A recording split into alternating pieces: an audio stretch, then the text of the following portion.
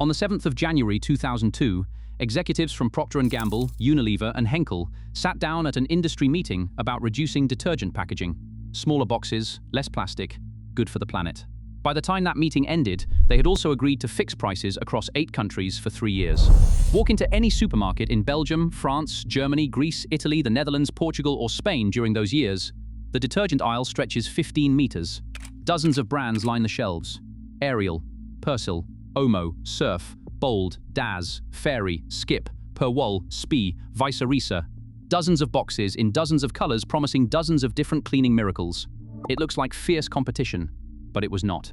Because Procter & Gamble makes Ariel, Tide, Bold, Daz, and Fairy. Unilever makes Omo, Surf, Skip, and Persil in the United Kingdom, Ireland, and France. Henkel makes Persil in Germany and most of the rest of Europe, plus Perwoll, Spey, and Vice Versa. 3 companies controlling 60% of the entire European laundry detergent market. Every single brand on that shelf competing fiercely in advertising. Whiter whites, brighter colors, fresher scents. But behind the scenes, the prices were fixed. The advertisements were theater. The competition was a performance staged for 50 million households who had absolutely no idea they were overpaying for soap. The Association Internationale de la Savonnerie, known as ISAs, launched an environmental initiative in the early 2000s.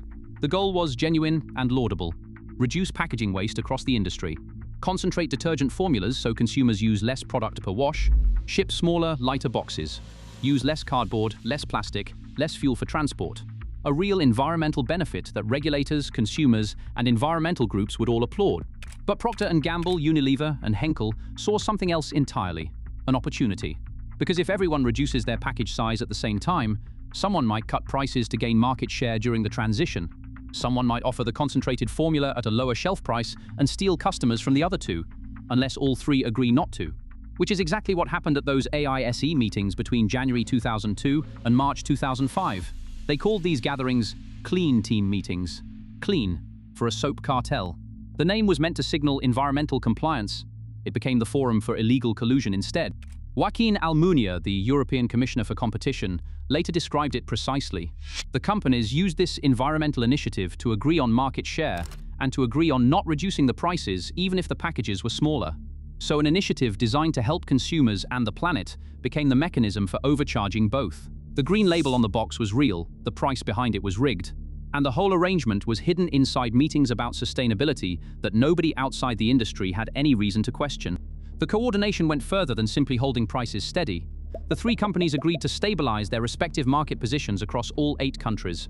If Persil held 31% in Germany, it would keep 31%. If Ariel held 28% in France, it would keep 28%. They collectively raised prices during the transition period, using reduced packaging as the public justification. Consumers were told they were paying for a better concentrated product. They were actually paying a 6.7% premium that went straight to corporate profits, split 3 ways, with 0 competitive pressure to lower it. In early 2008, Henkel's internal compliance team conducted a routine audit at their headquarters in Düsseldorf. What they found was not routine.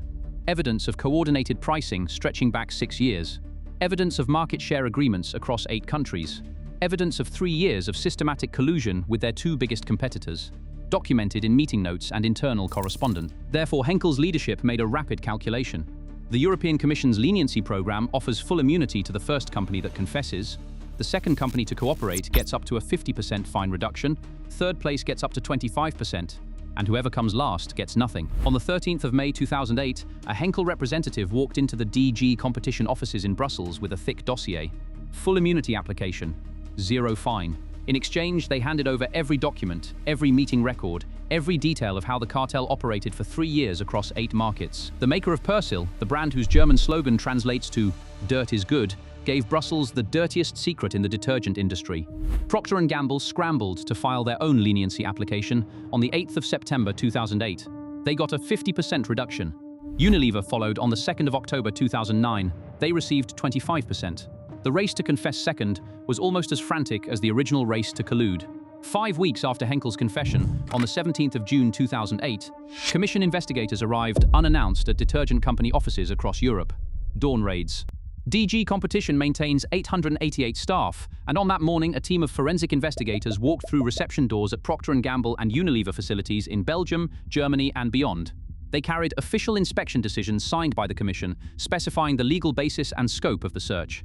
Filing cabinets opened, hard drives imaged using portable forensic write blockers from Tableau and Logicube, emails preserved with cryptographic hash values to ensure evidence integrity in court. The documents Henkel had described were exactly where Henkel said they would be. I break down Europe's biggest corporate fines every week. Subscribe if you want to understand how billion-euro punishments actually work. In January 2011, all three companies submitted formal settlement admissions, acknowledging their participation in the cartel. This was only the second time the Commission had used its settlement procedure for a cartel case. Each company received a further 10% reduction for settling rather than contesting. On the 13th of April 2011, Joaquin Almunia stepped to a podium inside the Berlaymont building in Brussels, EU flags behind him, cameras from Reuters, Bloomberg and the Financial Times in front. He announced that Procter Gamble and Unilever had been fined a combined €315.2 million for fixing washing powder prices in 8 European countries. Procter Gamble received €211.2 million in fines, reduced by 50% for their leniency cooperation, plus 10% for settlement. Unilever received €104 million, reduced by 25% for cooperation, plus 10% for settlement. Henkel received 0. Full immunity for confessing first. Almunia's statement was direct. Companies should expect the Commission to pursue a relentless fight against cartels, which extract higher prices from consumers than if companies compete fairly and on the merits. Procter & Gamble's response was that the activity took place 6 to 9 years ago and had been focused on some countries in Europe. Unilever said the fine falls below provisions already made in the company's 2010 results. A company that had been secretly overcharging 50 million families described the punishment as expected, as if getting caught had always been part of the quarterly forecast. 3 years of price coordination, 8 countries, a 6.7% overcharge on every box of detergent sold by these 3 companies during the cartel period. Academic studies later confirmed €315 million extracted from European households who thought they were choosing between competing products. Divided across 50 million families, that works out to roughly €6.30 per household over the full 3 years. About €2 per year, less than the cost of a single box of Ariel. Small enough that no individual family noticed anything wrong at the checkout, but large enough that 3 multinational corporations split €315 million in extra profit from a product that every household buys repeatedly without thinking. That is the mathematics of a consumer goods cartel. The harm is invisible at the kitchen sink. It becomes enormous at the corporate treasury.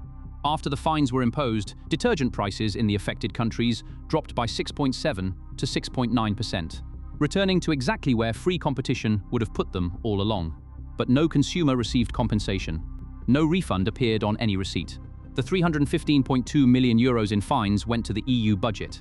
The 50 million households that overpaid received nothing, except the quiet return of honest pricing, with no acknowledgement that the old price had been a lie for 3 years. The case helped trigger something larger, however. In 2014, the European Union adopted the Antitrust Damages Directive, making it easier for victims to sue cartelists for compensation in national courts. A rebuttable presumption that cartels cause harm, stronger evidence disclosure rules, clarified joint and several liability.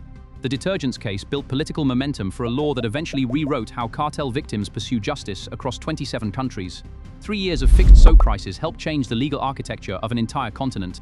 3 companies that sold cleanliness to the world ran the dirtiest deal in the supermarket for 3 years. They hid it inside meetings called clean team gatherings about environmental responsibility. They coordinated at industry conferences in plain sight.